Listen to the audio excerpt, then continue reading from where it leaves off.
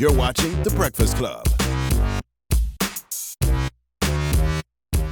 Morning, everybody. It's DJ Envy, Angela Yee, Charlamagne the Guy. We are The Breakfast Club. We got a special guest in the building. Big boy. Yo. What's up, sir? What's up, buddy? What's up, my brother? Coolin', man. We were just talking last time you were supposed to come here. That was not the last time he was supposed to come in. No, he was here with the group. Big Grams. Big Grams. Yeah. Oh, he was there, yeah. No, it was just supposed to be Big Boy by himself. Last time he was supposed to come by himself. That was the time We when were waiting Charlamagne for got you. assaulted at the pharmacy downstairs. I ain't get assaulted. I beat somebody's ass in the pharmacy. He tried to That's assault- what he happened. tried Let's to get assault about busy. that. Yeah, Yeah. good. Charlamagne went to the pharmacy to get some money from the ATM and got assaulted down there. Oh, my God. Yeah. Well, yeah. That was a crazy day. He tried to assault me, and then he got his ass kicked. All yeah. right, man. And you know I'm nosy. I went to the store to see what happened. It was Yeah, because they had the protein videotape. bars. They had the security footage. They just wanted to see if I got busy. That's all. Oh, Like, man. can we see the footage, But please? listen, but after he got beat up, right? The guy ran Why out. you keep lying? And I got beat up. He didn't get beat I up. said the guy got beat up. After the guy got beat He up. gets so mad. Look. Okay. Let me get my It's W, okay man. then. You put them hands on his head then. We were Good waiting job. on Big The Boy. guy came back in the store. Me and Charlamagne started running like bitches. We ain't run. I just thought he had a gun. I'm like, God, I Oh, put the shit. beats on him. He came back. Oh, I do it. He man. dropped his car keys. He is dropped what his car happened. keys. He had to come back and get his car keys. No more early morning pharmacy. That's it. All because we was waiting on Big All Boy. 'cause waiting on And the you. Big Boy didn't show He didn't up. even show up. Shit, nobody ain't told me. It was a couple years ago. So what project probably was that? Sir Lucius Left Foot? Yeah, maybe, yeah, yeah, man. I need to take notes on that. Somebody had some trouble. Lucius left hook. Yeah, man. Now, Boomerverse. Yeah, man. What I like about your music is you don't follow trends, man. You just stick to that funk, Yeah. so to speak. Do you do that on purpose? Oh, absolutely, man. You know, since, the days of Outkast, our whole thing, Outkast being apart from what the norm was. So we always wanted to do what everybody else wasn't doing. You know what I'm saying? And it's all just to keep, reinvent yourself, and you got to evolve every time you make music. Do you get tired of the Outkast questions? When's another album? When you going back on tour? When y'all gonna work together? Man, I'm used to it now, man. It's part of the gig. Everybody want to know what we're doing, you know what I'm saying? But we got a personal relationship that, people will never know, you know what I'm saying? Like, we hang out, like, Dre live up here now. Like, we going to dinner tonight, you know what I mean? Every time I come up here, he come to Atlanta, we hang out, play the music for him, always get his approval. And, we just ride. Plus, the answer to that question live probably up here. changes all the time. Like, it probably changes every time we ask you. Like, okay, well, we're going to do this. Well, no, we are going to go on tour. Well, no, we're not right now. Yeah, it just got to be a reason, you know what I mean? We're just waiting on God.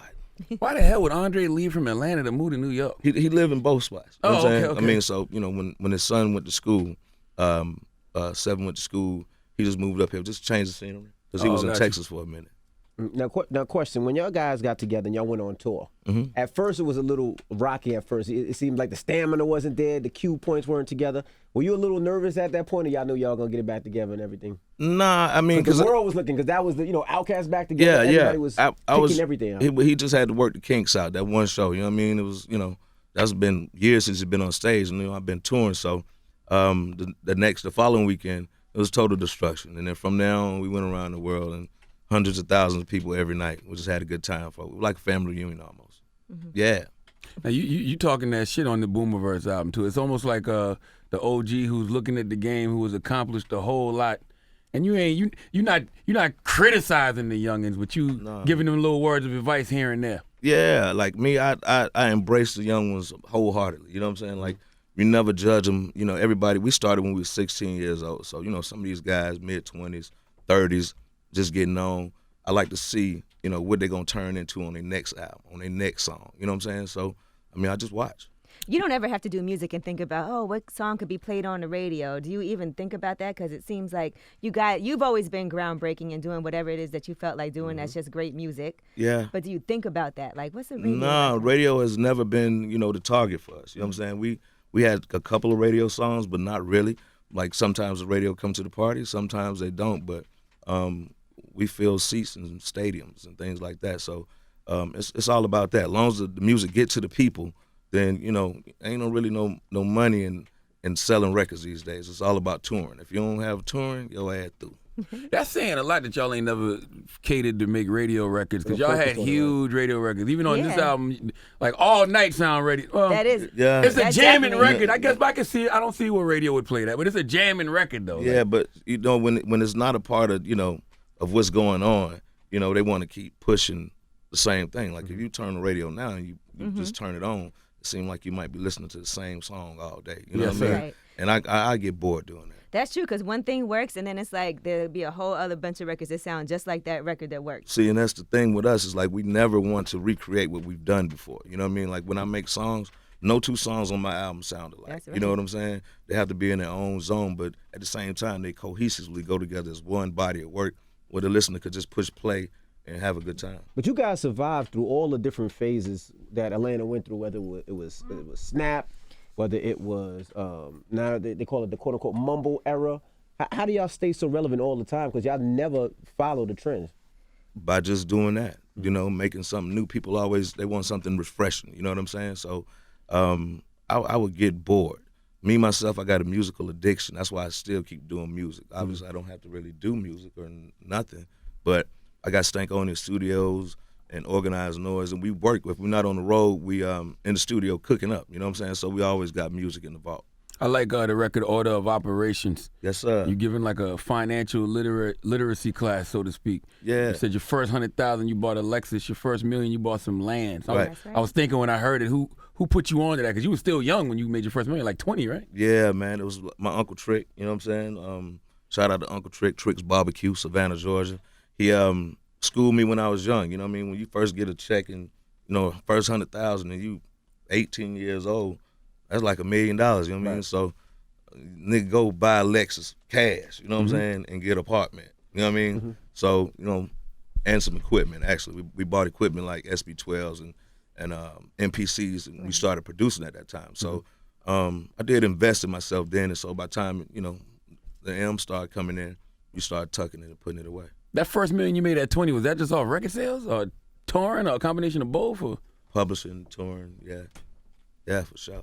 Appreciate it, buddy. Wow. Most artists get raped when they 20 years old. Yeah. But with us, it was, you know, we had L.A. Reid, man. You know what I'm saying? Yeah. And he was like a big brother to us, you know, and Organized Noise. One thing about them is they didn't take no publishing from us. They let us own our own publishing. And so they never came in and, you know, just swooped nothing up. So we always owned everything. Then when we started producing, then, you know, the publishing numbers went up. L.A. Reid has always been so behind you and been very vocal about Outkast always has a home, Yeah. no matter where I'm at. Have you spoken to him after all the drama that he's been going through? Yeah, he good. He good. Y'all just stay tuned. Right, You because I think- know he has something else coming up. I know he's been like producing television. Just stay tuned. Don't you think LA gets a bad rap when it comes to like, because you know we've been having these discussions. Joe Budden started it with the LA don't know hip hop, and I was like, well, LA signed Outkast and Goody Mob and you know Jeezy and Future and Big Boy solo projects. Like, hey, that sounds like hip hop to me. The track record speaks for itself. You know, Yeah. we're you know, the only rap group to ever win Album of the Year at the Grammys. Still got that belt. I'm not a platinum recording artist. I'm a diamond recording artist, which is, you know, 10 you million. got to sell 10 million plus. Speak About Love below 15 million plus the other 30 million records. Not too many people will ever accomplish that. So right now it's not even about that. I just like making music. You know what I'm saying? And people digging it, man. So it's good to see the responses, you know, from folks and they picking their favorite songs. Like I saw you put up Order of Operations. Shout out to my homeboy Lil Rod. He was like, nigga, you should have put that out first. That's for the niggas out here getting it. The niggas whipping work. The niggas going to Foot Locker. I'm like, okay. Isn't it hard to figure out what to put out first too? Because all the shit jamming. But does it even matter at this point? I like bodies of work. Yeah, for sure. That's what it's all about. It's the whole thing. You know what I mean? Like, if I ask people what's your favorite song, they be like, I like All Night, Order of Operations. Matter of fact, I like all of them. You know what I'm saying? And that's what you want. That's what you want to hear. You know what I'm saying? So the albums grow organically. You know what I mean? It ain't like it was a major push, like billboards everywhere, nothing like that. Like even with the Outkast records, like I don't even think we ever had a #1 record. You know what I mean? To come in at #1, but they always went platinum. And then we always went on the road. And Hey, the yeah, songs and I like the way you moved in. yeah, both of those went #1. I'm talking about albums. You Oh, know what I got you, mean? got you. Like when the album came out, it was always Traffic or something like that. You know what I'm saying? Yeah. Hold up, Outkast ain't never had a #1 album. I don't think so. Every time we came out, it was somebody like Moby or Pearl Jam or somebody else that came out. You know what I'm saying? A lot of baller blocking. Yeah. Now, whatever happened to do you still have the label? You still have artists under you? Yeah. I got Camp Purple, the label. I'm a new artist now. is Malcolm X, a little 17-year-old singer out of Cleveland. And that's what I tell people all the time. Like, my two proudest accomplishments in music has been signing Killer Mike and Janelle Monáe. You know what I mean? You had Killer Mike, you had Janelle Monáe, you had Bubba Sparks, you had trying to think who had huge records at the time. You had a bunch of artists. Yeah, man, and you know, to see them go on, Killer Mike running Jewels, Janelle's right now shooting a movie. By the way, Janelle Monáe is incredible as an actor. Yeah, she's actress. Man, yeah, she is the bomb. Incredible. She is the bomb, man. Listen, I had no idea that she was gonna be that. She is ridiculous. Yeah, she's the real deal. Now, with those contracts, did you just let them go, or you decided not to do? Because that seems like something that, I mean, Janelle Monáe and Killer Mike, those are artists that you'd be like, man, I would love to work with them forever. Yeah, I mean, I still work with them. You know what I'm saying? Like, I co-executive produced the Janelle Monáe albums. I let Killer Mike go on and do his own thing and run the Jewels. My thing is, you know, I help artists get to a point to be a springboard. But just like Organized Noise gave me and Dre the shot to go off on our own, I ain't finna tie nobody down. Gotcha. Have somebody just tied up and just, you know what I mean, capping off everything. Right. If you respect somebody's art and craft, you got to let them. Yeah, let them go be them, and then, you know, they still come back. We family, you know what I'm saying? It's like the rap X-Men, you know what I mean? Yeah, I like seeing you and Killer Mike collab. He's on like 3 records on the album. It's like y'all spending a lot more time together now. Yeah, that's my brother, man. He actually is the person who brought me the Kill Jill record. Wow. He knocked on the studio door one night and was like, bruh, I got this record, but before you play it, you got to promise me you're going to let me be on. I was like, all right, for sure. You know what I mean? He played it when it was jamming. And then I was working on the record, and every time he would fly home, he'd come in the studio to see what I was working on, and we just recorded a lot of records. I recorded like 40 records. Me and Killer Mike got a slew of records, and we're going to give y'all something in a minute. Would you and Killer Mike really consider running for mayor and governor of Atlanta one day? I heard you say that one time. I mean, as soon as they stop drug testing. I know they drug test. So many mayors have and governors have used lots of drugs. Yeah. Now on the Made Men record, Killer Mike's on that. Killer Mike can Corrupt.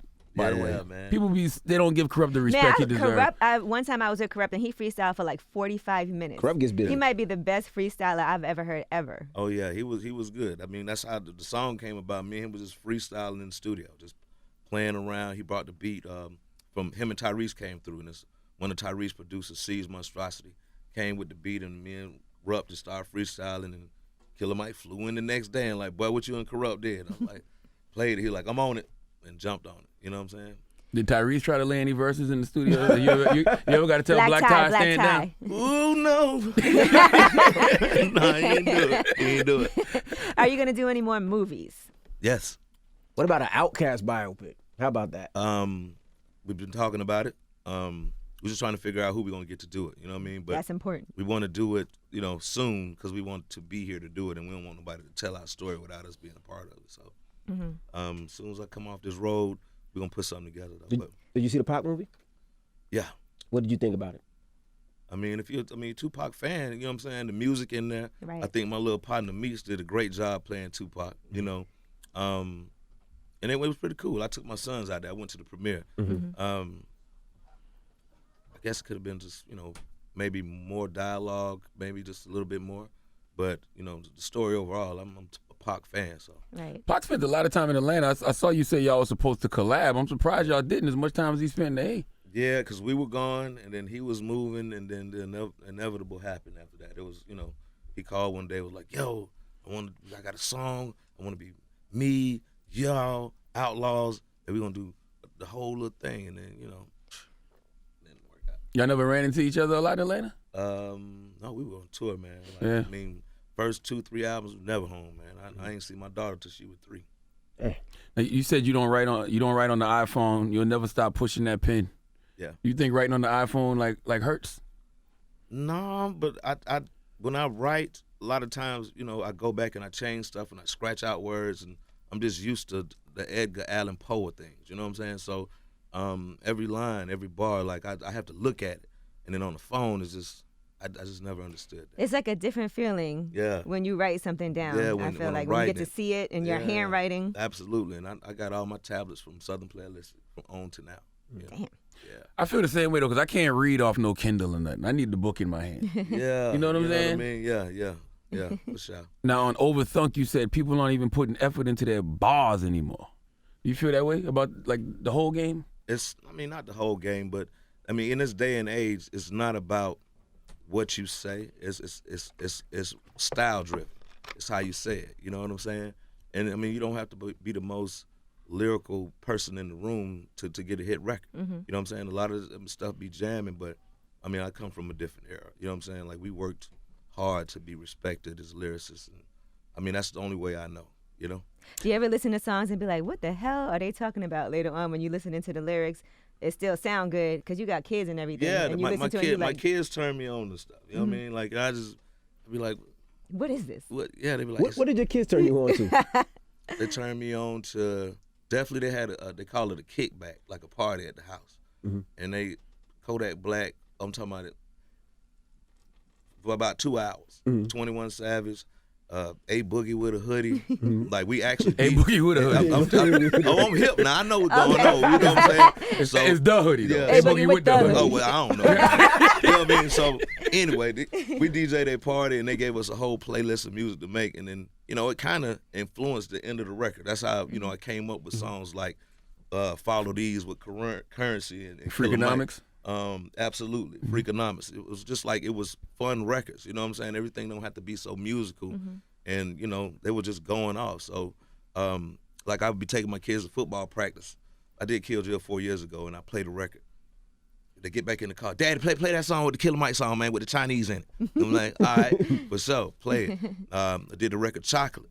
Daddy, play the Chocolate song, Daddy. You know what I'm saying? So that's a good gauge, whatever sticks out to the kids. They've been my mini A&Rs since Bombs Over Baghdad, man. I brought that song home. My little boy was on the ground like the Three Stooges, running in the circle. I called Dre. I said, boy, we got one. You know what I mean? Miss Jackson, boy, he did it again. So they my mini A&Rs, man, and they keep me young and, you know, keep me fresh. You feel like the South still gets a bad rap? Because whenever they want to mention mumble rap and all that, they always point to the South. But growing up down South, it was Y'all, it was Goody Mob, it was Scarface, it was UGK, 8-Ball MJG, yes. Lyricists. Like, Yeah.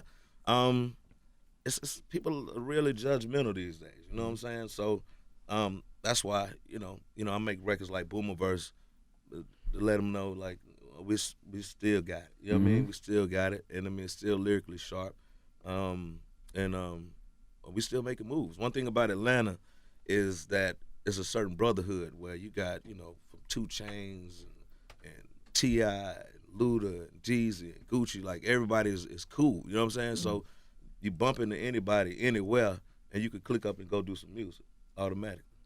now remember the Source Awards that year when Suge got on stage and said what he said about Puff? Like, one of the things that goes under the radar is when Outkast accepted their award, and y'all got booed, and Andre said the South had something to say. And then if you pay attention to that award show, it was a shift in hip-hop altogether that night. It was like, that's when the South really started to rise to me. And then, like, everything's happened with the East-West thing. How instrumental do you feel like that night was? It was crazy, because it was like, you know, it could have been a shootout at any minute, you know. That was in New York, right? Yeah, New York. the Madison Square Garden. So we was just sitting back. You know, we was in the South, so we were just out of the crossfire, just sitting back like, okay, cool, watching it. Everybody taking shots at each other. I just remember Death Row having some of the biggest Rottweilers on stage when they had the little jail set up, and the show was just crazy. So everybody was taking stabs, drugs, and we just waiting for the bullets to fly. You know? Did y'all go to the tunnel after that? Because I heard a lot of artists went to the tunnel that night. I think we did. And what was it there? Because I heard that everybody was looking at Suge, because Suge walked in the tunnel that night, and they just said everything was awkward that night in that club. It was just, the whole thing was strange. Like I said, we was just waiting for it to pop off. You know what I'm saying? So we just stayed out of the way. What made y'all feel like y'all wanted to make a statement that night, though? Because Andre made a statement that when you go back and look at hip-hop history, that was a big, big statement. But people don't pay attention to that moment because of the East Coast, West Coast stuff. Yeah, no, he was definitely on the verge of tears. You know what I'm saying? I mean, it's like we had worked so hard to be respected, and, you know, we've been, you know, all around touring, and, like, you know, we had it. We won. You know what I'm saying? And when we won, when they booed, he was just like, what's happening? You know what I'm saying? But the only thing that did was just fuel the fire for us to even go harder. So thank you for that. Even if you hear Uncle Luke or you read his book, he talks about how he wasn't respected on the East Coast.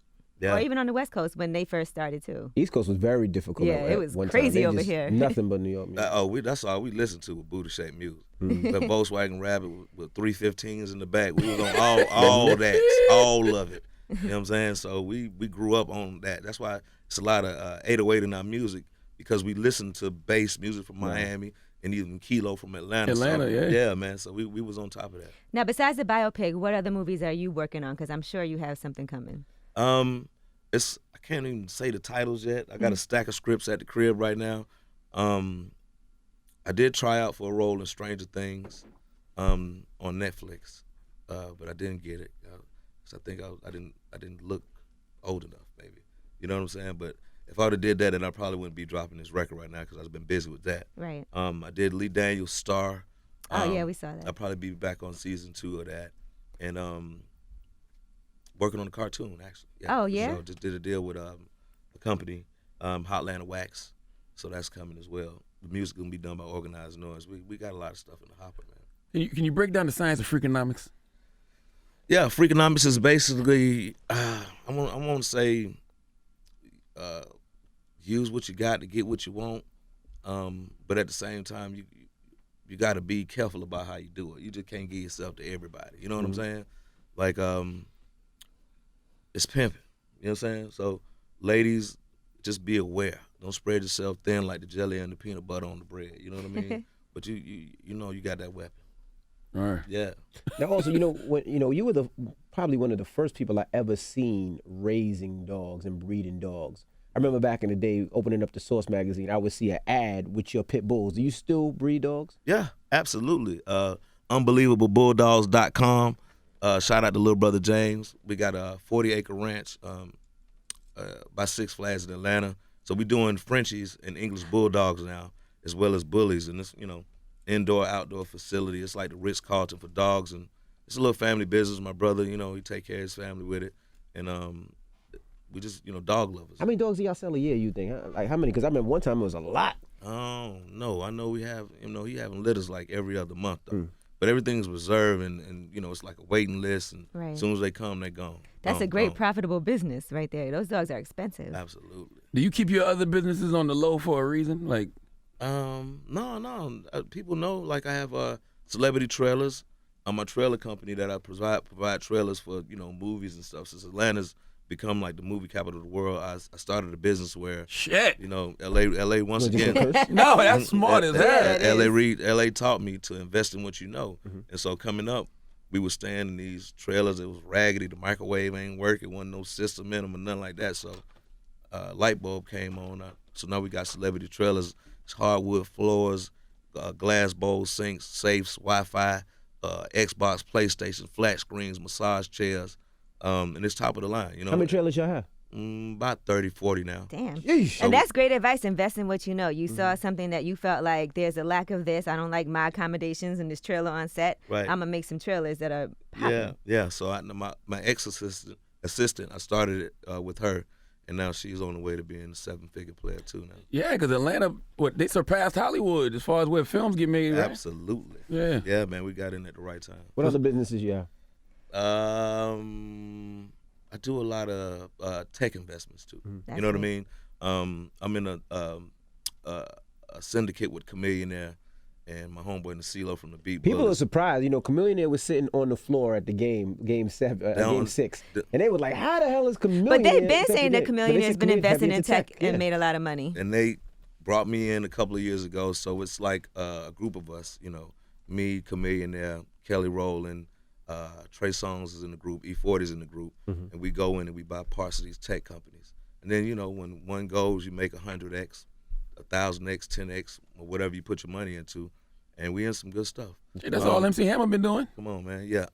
Yes, I'm in Lyft, so y'all take Lyft. Oh, I have some stock Get out in the Lyft. Uber. Yeah, we got I that told Lyft. Envy to buy that stock in Lyft. Man, Remember? I'm trying to tell you. Mm-hmm. My Lyft stock is doing incredible. So I do a little bit of that, do some real estate. My wife is heavy into the real estate. We flip houses and such. You know what I mean? I own Stankonia Studios. I love to hear that, man. In Atlanta. Love to hear that. Yeah, because rappers been inspiring kids to do everything else but invest in themselves for years. So I love to hear that. Yeah, man. So it's just a lot going on, man. So I'm pretty much I'm good, man. What was your worst investment? My worst investment was trying to buy into a NASCAR team with one of the Wayans brothers and a group of other people. I don't know. I think somebody got us. One of the Wayans? He was one of the Wayans was in it. It was my ex-accountant. So we put up a lot of money into a NASCAR team. How much you think you lost in that investment? Oh man. Then we had a restaurant on South Beach. Restaurants are tough. Tell me about it. You know I'm investing in a restaurant right now. It was sexy. It was a good look. It was everything. It was me and a couple of football players, and we was booming for about 6 months. That went under. And so I learned. What restaurant was that? I don't even remember the name of it. Damn it, man. Yeah, restaurants might be one of the toughest businesses, I think, percentage-wise, of restaurants that go under. Yeah, I try to compartmentalize that and block that out. You know what I mean? So I did that.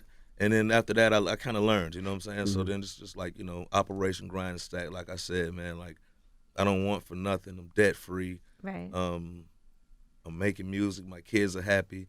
My daughter's about to graduate from college. Damn. My boys are getting college offers to play football.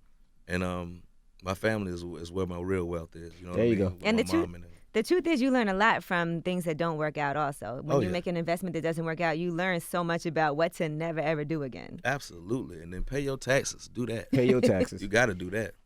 Well, I feel like this is your best album since Speaker Box, man. Thank you, brother. That's the same thing LA said. I feel the same way. And the response from the people has been great, man. I appreciate that. That's love. sir. That's love all day. Well, go get the album. It's out right now. Yeah. Boomerverse, and we appreciate you for joining us, man. Thank you, man. I'm sorry I couldn't bring controversy to the show, but I'm really a laid-back guy. controversy. What controversy? I'm just saying, I want to come here and turn up or something. No, this show ain't built on that. The show You is have built time. You on want to good turn up? Go ahead. content. Nah, Do something. wanna You see wanna- what Charlamagne got? Nah, there ain't nothing. I watch y'all on the TV, boy. Y'all done It's always came up, something. man. I watch y'all on TV. That shit is on my TV. I can watch it on the Sling Box. Y'all really, boy, y'all done came a long way, boy. I started with my Revolt hoodie they gave me in LA, but I didn't want to seem like a square ass nigga. I had the goddamn camouflage with the Revolt right here. They were like, look at this nigga kissing ass. Like, nah, coming in here to talk about that album, man. I appreciate the love, bro. Well, there you have it. It's Big Boy. It's Yeah. The Breakfast Club. Good morning.